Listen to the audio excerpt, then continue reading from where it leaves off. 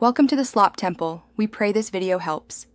You start by confirming the system supports rotation and saving any open work. Once done, close full-screen apps and right-click the desktop to open display settings.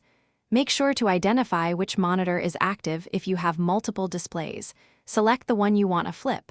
You do this because Windows and driver panels target a specific screen. Next, scroll to the Display Orientation control or open your graphics driver control panel to prepare for the rotation command. You now pick the rotation method. In Windows display settings, change display orientation to landscape, flipped, or portrait flipped, depending on which way you need it upside down. If the option is missing, open your GPU control panel, Intel, NVIDIA, or AMD, and find rotation under display or screen settings. Drivers often expose more choices.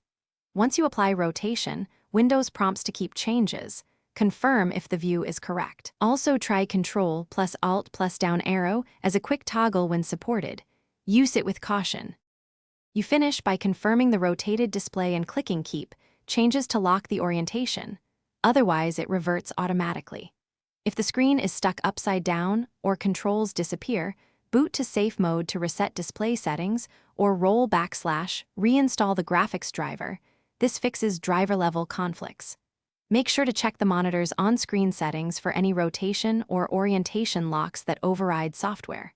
If things still go wrong, unplug external adapters and retry, because adapters can block rotation signals. Thanks for watching. Consider subscribing if we helped you.